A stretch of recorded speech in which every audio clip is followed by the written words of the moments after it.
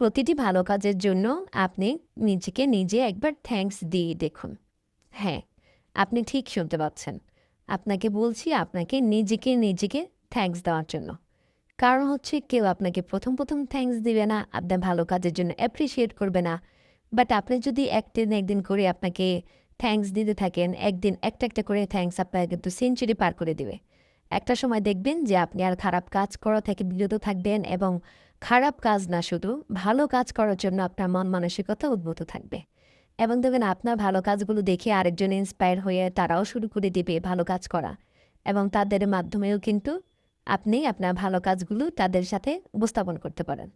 তাই ধীরে ধীরে আপনারা ভালো কাজের প্রতি মনোযোগ বাড়াতে পারেন।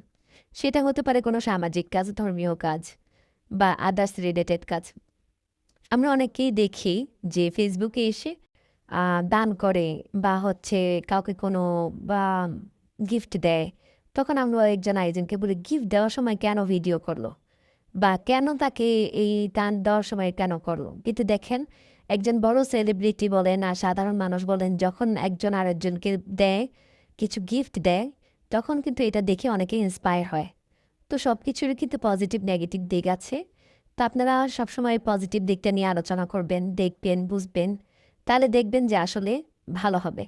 তো আসলে আমরা নিজেরা নিজেদেরকে থ্যাঙ্কস দিতে পারি। আসুন আজকে থেকে আমরা একজন একজনকে থ্যাঙ্কস দেওয়া শুরু করি। দেখি তো নিজেদেরকে চেঞ্জ করা যায় কিনা। এই চেঞ্জের মাধ্যমে আমাদের সমাজ, আমাদের পরিবার, আমাদের সমাজ কিন্তু পরিবর্তন হয়ে যাবে।